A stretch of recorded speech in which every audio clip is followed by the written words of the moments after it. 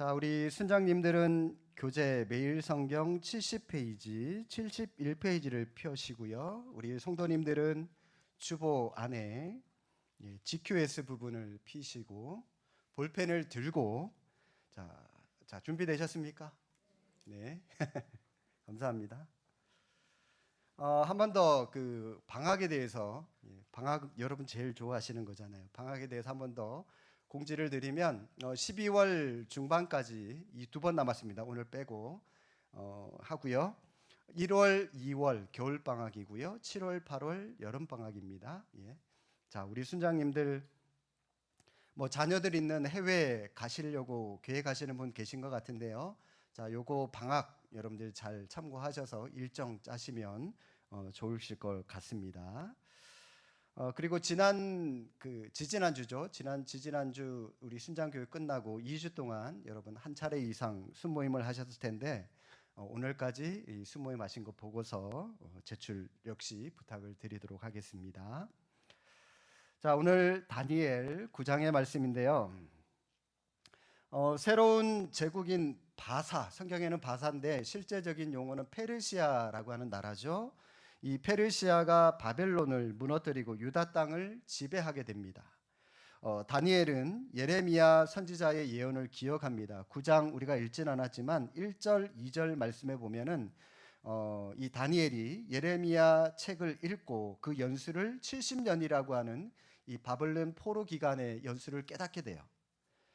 예루살렘의 황폐함이 70년 만에 그치리라 하는 그런 말씀이었죠. 자, 이 예언의 말씀이 성취될 것을 믿은 다니엘은 역사의 주인이신 하나님 앞에 나아가서 민족의 회복을 위하여 간절하게 기도합니다. 그게 바로 9장 1절부터 19절까지의 말씀이고요.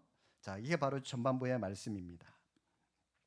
그리고 나서 오늘 그 민족의 회복을 위해서 기도한 다니엘의 기도에 하나님께서 천사를 보내주시는데, 자, 천사의 이름이 누굴까요? 예, 아우 감사합니다. 이거 뭐 일일이 다 안아드릴 수도 없고 참, 가브리엘, 가브리엘을 보내주셔서 즉시 응답을 해 주셨습니다. 자, 그런데요. 오늘 말씀 읽기 본문으로 들어가기 전에 참고로 보니까 이 다니엘의 기도 가운데 하나의 문장이 보여요. 뭐가 보이냐면 사실 여러분 우리 한국 교회가 기도회를 할 때 주여 삼창을 많이 하죠, 그죠?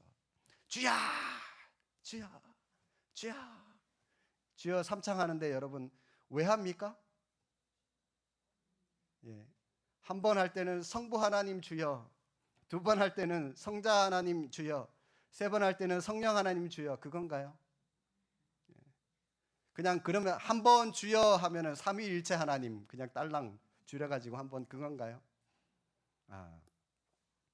많은 분들이 한국 사람이 삼세판을 좋아하기 때문에 세 번 우리 하나님을 외친다, 또 혹은 성부, 성자, 성령 그 하나님을 생각하시는 것 같은데, 자, 그렇지 않습니다. 자, 여러분 9장 19절 말씀 한번 보실까요? 자, 다니엘이 하나님 앞에 마지막으로 이렇게 기도합니다. 19절에 주여 들으소서, 주여 용서하소서, 주여 귀를 기울이시고 행하소서.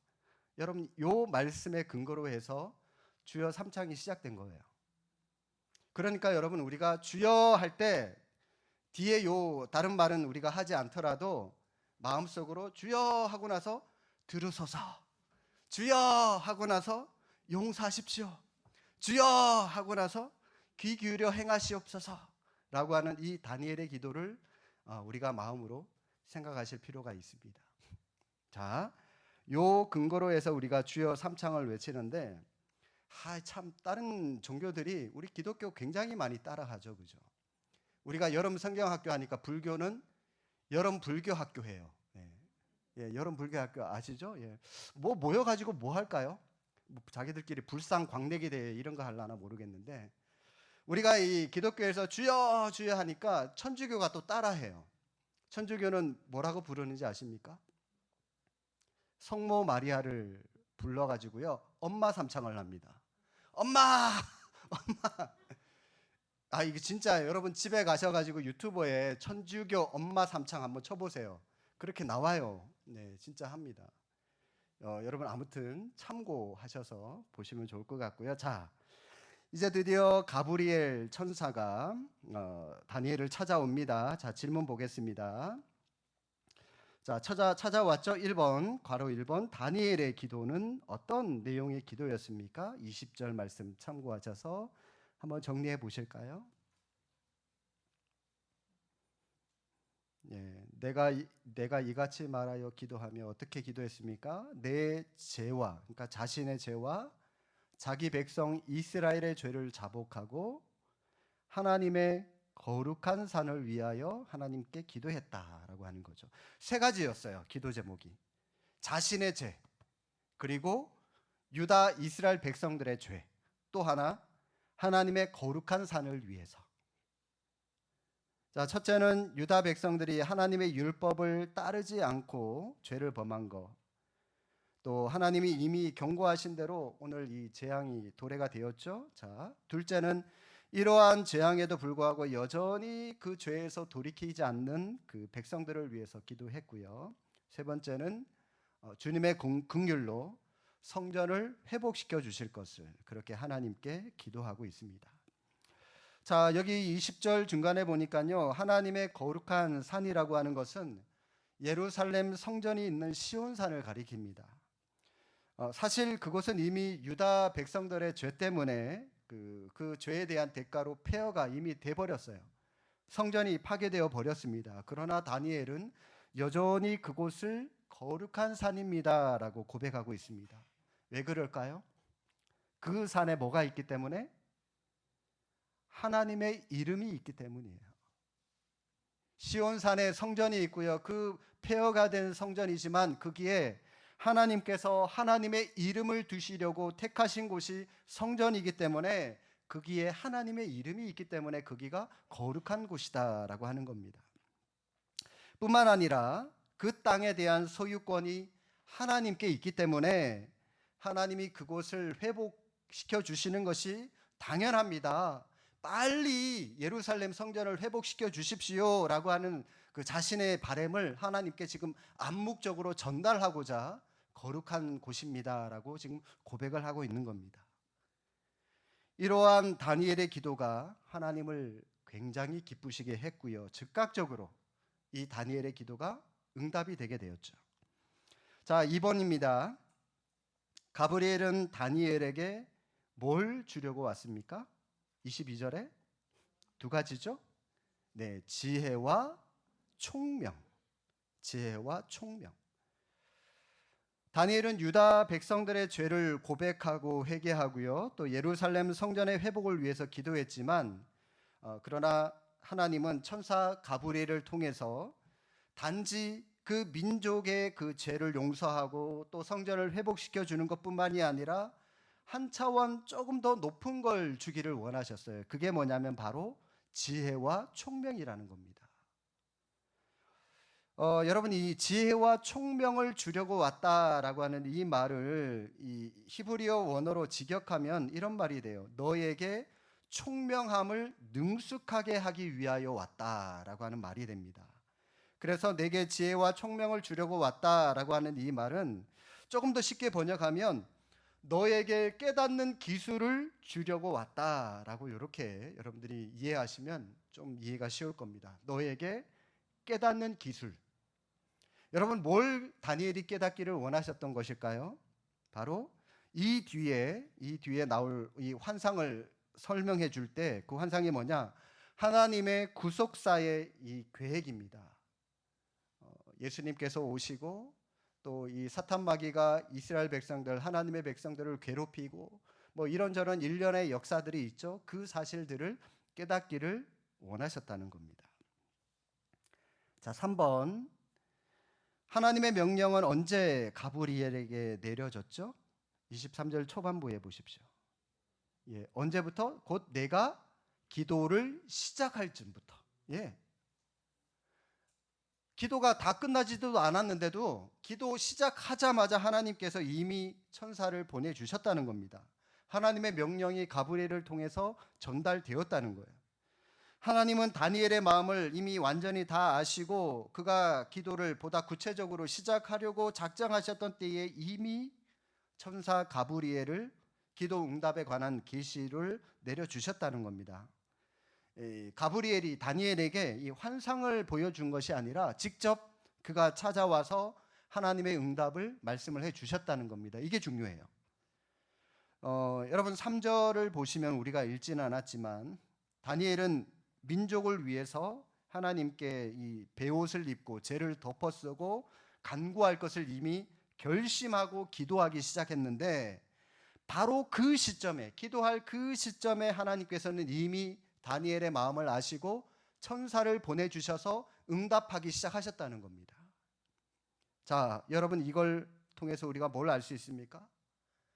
하나님은 우리가 반드시 어떤 우리의 말로 하나님께 우리의 마음을 표현하지 않는다 할지라도 마음으로 하나님께 간절히 원하고 그것을 하나님께 기도하기로 작정한 순간 우리에게 필요한 것이 무엇인지 하나님은 이미 다 아시고 우리에게 그것을 주시기를 기뻐하시는 분이시구나라고 하는 사실을 우리에게 보여주고 또 깨닫게 하는 그런 본문인 것 같습니다.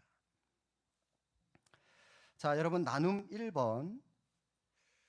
다니엘은 자기가 겪는 일상의 문제에 머물지 않고 이스라엘과 예루살렘을 회복을 위해서 기도를 했죠. 오늘날 우리는 교회와 나라와 열방을 위해서 어떤 기도를 드려야 될지 여러분 기도 제목 한번 나눠보시고요. 2번은 나눔 2번은 다니엘의 기도에 즉각적으로 응답을 해 주셨듯이 하나님은 우리가 기도하는 순간 우리의 기도를 들으시고 어떤 형태로든 응답을 하십니다.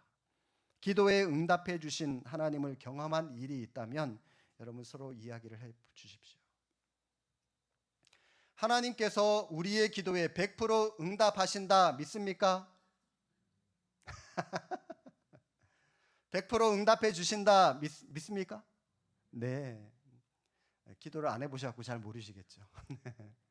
하나님은요 100% 응답을 해주세요.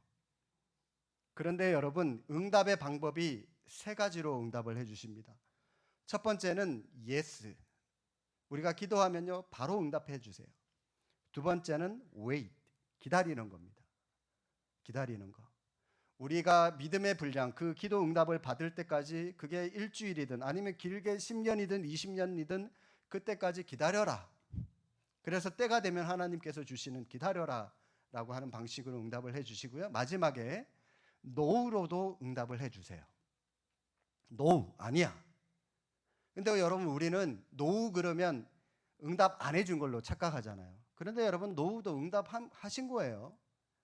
예를 들어서 여러분 제가 이 칼을 들고 작업을 하고 있는데 칼을 들고 뭐 이 문서를 자르는 그런 일을 하고 있는데 어떤 꼬맹이가 한 2살짜리 3살짜리가 와가지고 목사님 저 칼 주세요. 그러면 제가 얘가 너무 귀엽고 사랑스러워서 칼 주겠죠. 얘가 달라니까. 줄까요? 왜 안 주죠? 사랑하는데 이 예쁜데 줘야죠. 달라니까. 예, 줬다가 뭔 난리가 날지 모르잖아요. 그 손에 베일 수도 있고 그죠? 마찬가지로 너 안 돼. 지금 안 돼. 너 크면은 줄게. 그러면서 제가 얘 당장은 놓으죠. 그리고 나중에는 이거는 또 웨이도 포함이 됩니다. 얘가 이제 나중에 초등학교에 갈 나이가 되면은 엄마 아빠가 이 칼이 들어있는 문구 세트를 아마 선물로 해줄 겁니다. 학교 잘 다니라고. 그렇죠? 노하고 웨이시 아마 우리가 기도하는 제목 가운데 하나님께서 제일 많이 응답해 주시는 기도 제목의 응답의 방법 중에 하나실 겁니다. 여러분 이 노도 응답의 방법이라고 하는 거 반드시 기억하십시오. 사도 바울이 육체의 가시를 가지고 있었잖아요. 어떤 사람은 간질이라고도 하고 어떤 사람은 또 안질이라고도 하는데 여러분 간질이든 안질이든 목회하고 선교하는데 사도 바울 입장에서 얼마나 힘들었겠습니까? 막 설교하다가 갑자기 입에 거품 물고 넘어져요.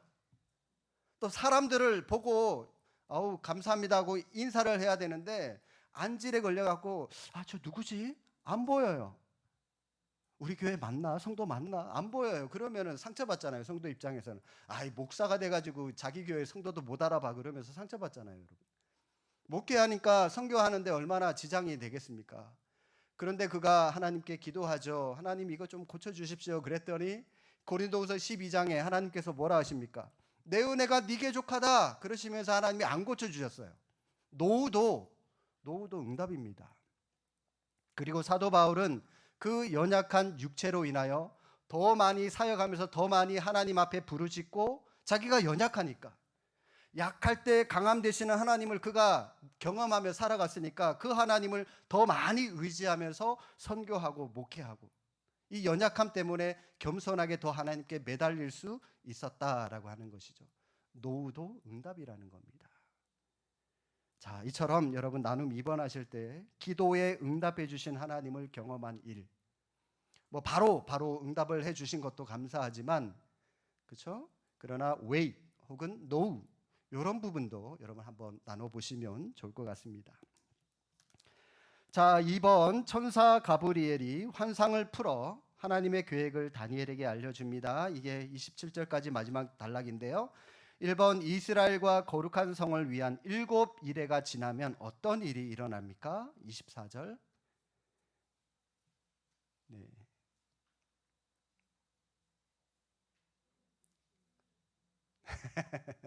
네. 제가 답할게요. 잘 들어보십시오. 허물이 그치며 죄가 끝나고 죄악이 용서되죠. 영원한 의가 드러나고 환상과 예언이 응하고 또 지극히 거룩한 이가 기름 부음을 받게 됩니다. 자, 먼저 여러분, 이 다니엘은 천사로부터 유다 백성들의 허물과 죄악이 70일에 만에 끝나게 될 것이다 라고 하는 사실을 듣는데, 여러분 여기 조금 중요합니다. 70일에라고 하는 거 한번 네모 박스 한번 쳐보실래요? 70일에 70일에잖아요, 그죠? 그래서 이 해석상 조금 난해한 부분이 없잖아 있지만, 보통 이 70을 70년으로 봐요. 70년. 그리고 1에는 7이잖아요. 일주일 7. 그래서 70 곱하기 7 해서 490년이라고 지칭하는 걸 지금 많은 학자들이 그렇게 보고 있거든요. 그런데요, 저 정확하게 이게 문자적으로 490년인지 아니면 그냥 상징적인 숫자로 490년인지 여기에 대해서는 이견이 좀 많습니다. 그냥 참고만 좀 하시고요. 아무튼 70일에 490 여러분 참고하시고요. 자, 이 기간이 끝나면 예고된 세 가지 일이 일어납니다. 첫째, 어떤 일이 일어나죠? 허물과 죄악이 끝나고 용서가 일어납니다. 용서된대요. 그리고 둘째, 영원한 의가 드러나게 된답니다. 그리고 셋째, 지극히 거룩한 이가 기름 부음을 받게 됩니다. 자, 여러분, 요 세 가지, 죄악이 끝나고 영원한 의가 서게 되고 거룩하신 분이 기름 부음을 받게 되고, 자, 누구를 말하는 것일까요, 이게? 원래는요, 이게 포로로부터 회복되는 것을 언급하는 내용이기는 하지만, 이거는 궁극적으로 예수 그리스도 메시아를 여러분 의미하고 있다라고 보시면 됩니다. 따라서 다니엘이 이 환상을 받은 때부터 예수님께서 이 초림하실 때까지의 기간이 약 한 540년 정도의 간격이 있거든요. 그래서 이 490년이라고 하는 게 문자적으로는 꼭 그대로 들어맞지가 않는 것 같아요. 아무튼 참고하시고요. 중요한 건 이 환상이 의미하는 것은 하나님께서 정하신 때가 되면은 반드시 예수 그리스도를 통한 궁극적인 구원과 회복의 역사가 일어난다라고 하는 것을 이 다니엘을 통해서 말씀하고 있습니다. 그 일이 언제 일어난다고요? 70일회가 지나면. 70일회가 지나면. 자, 2번 예루살렘을 중건하라는 영이 날 때부터 기름 부음 받은 자 곧 왕이 일어나기까지 7일회와 62일회 동안 어떤 일이 일어납니까? 25절. 중간에 보니까요, 왕이 일어나기까지 7일에 62일회가 지날 것이요, 그 곤란한 동안에, 자, 중요하죠. 뒤에 줄 쳐 보십시오. 성이 중건되며 광장과 거리가 세워집니다. 자, 24절에는요 70일회, 70일회라고 나와 있는데, 이게 지금 뒤로 가면서 세 가지로 나눠져요. 세 가지 일회로 나눠져요. 자, 25절에 보니까 7일회, 7일회가 나오고요. 그리고 62일회, 62일회잖아요. 그죠? 자, 7 더하기 62는 69가 되죠. 자, 그러면 한 일에는 어디 갔습니까? 한 일에는 27절 보십시오. 27절. 그가 장차 많은 사람들과 더불어 한 일해 동안의 언약을 굳게 맺고, 자, 여기에 한 일해가 나와요. 자, 이제 71회가 맺고지죠? 네. 여러분 네모 박스 쳐 보십시오. 7일에 62일에 그리고 27절에 한 일에. 이렇게 하면은 71회로 나눠집니다. 자, 여러분 이 7일에와 62일에 여기에 대해서도 의미가 견해가 다양한데요. 분명한 것은 이 기간 동안에 어떤 일들이 이루어지고 있죠? 25절의 말씀처럼 예루살렘 성이 중건되고 기름 부은 받은 그 왕이 일어나는 기간이라는 겁니다. 예루살렘을 중건하라라고 하는 영이 날 때부터라고 하는 것은 사실 이 본문 안에서는 바사왕 고레스 칙령 후에 세 차례에 걸쳐 이루어진 유대인들의 그 본토 귀환 중에 일어난 어떤 시점을 뜻하는 것이고요.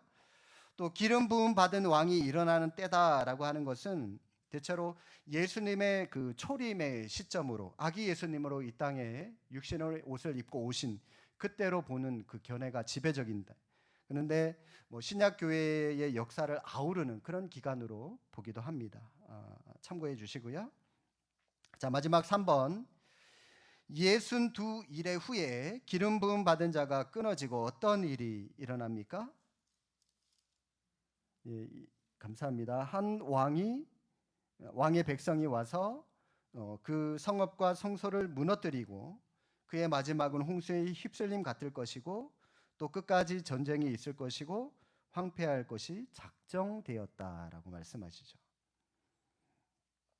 자, 7일에와 그리고 62일에가 후에 마지막 남은 한 일의 기간, 기름 부음 받은 자가 끊어지는 기간이다라고 말씀합니다. 이게 뭐냐면 예수 그리스도의 성육신 하신 이후에 종말 직전에 적 그리스도가 등장하기까지의 어떤 그 기간을, 어떤 때를 말하고 있는 것입니다. 26절의 내용으로 볼 때 주후 70년경에 있었던 로마 제국의 예루살렘 점령 그리고 성전 파괴 사건을 떠올리게 하는 것 같은데요. 어느 시점을 가리키든지 본문이 말씀하는 것은 예수님의 초림 이후에 하나님의 백성이 겪을 파괴, 또 고난이 있고 또 성전이 모욕을 당하지만 하나님 이 모든 때조차도 백성들을 위해서 심판의 때를 심판을 예비하셨다라고 하는 그런 사실이죠. 자, 나눔 3번입니다. 역사가 악인들의 손아귀에 있는 것처럼 보여도 역사의 주관자는 하나님이시며 하나님은 그 혼돈 속에서도 계획하신 심판과 구원을 반드시 성취하실 것입니다. 오늘날 하나님의 백성을 괴롭게 하고 세상을 혼란스럽게 하는 게 무엇인지, 또 하나님을 역사의 주인으로 믿는 우리는 어떻게 대응하며 살아가야 할지 한번 여러분 순원들하고 나눠보셔도 좋을 것 같습니다. 사실 이 오늘 본문에 기록되어 있는 이 기간, 이 숫자라고 하는 것이 정확하게 해석하기가 어려워요. 분명히 하지만 알 수 있는 것은 하나님께서 정하신 때가 되면은 그 때는 반드시 예수 그리스도를 통한 궁극적인 구원과 회복이 이루어진다라고 하는 사실입니다. 아픔이 있다고 해서 여러분 아픔이 끝이 아니에요. 슬픔이 있다고 해서 그 슬픔이 끝이 아니라, 억울함이 있다고 해서 그 억울함이 끝이 아니라 우리에게는 반드시 회복의 때가 온다는 겁니다. 회복의 때가 있다라고 하는 것을 믿는다면 우리에게는 소망이 보일 것이고 희망이 보일 것이고 그 희망으로 인하여 인내하며 믿음으로 이 땅을 살아갈 수가 있는 것이죠. 성도 여러분, 오늘 다니엘의 기도를 들으시고 응답하시는 하나님은 다니엘의 요청대로 이스라엘 성전의 회복을 약속을 해 주셨습니다. 그런데 이스라엘 성전 회복뿐만이 아니라 타락한 인생으로 살아가던 우리 인간의 전인격적인 회복까지도, 성령의 전의 회복, 교회의 회복을 위한 예수 그리스도의 메시아의 강림까지도 예언을 해 주셨습니다. 사실 이 다니엘의 기도에 하나님께서 약속해 주시고 보여주셨다기보다는 하나님은 이스라엘과 우리를 향한 구원과 회복의 계획을 위해서 다니엘의 기도를 도구로 사용하셨다라고 하는 것이죠.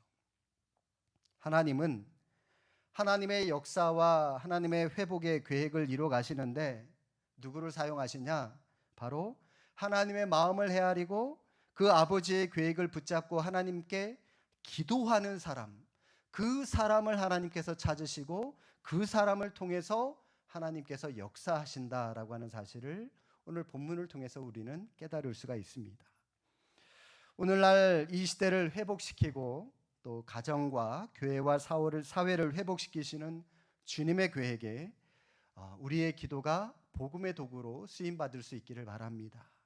우리의 삶이 하나님의 거대한 구원과 회복의 수레바퀴를 움직이는 하나의 작은 톱니바퀴로 쓰임받는 우리의 삶이 될 수 있기를 주님의 이름으로 축복합니다.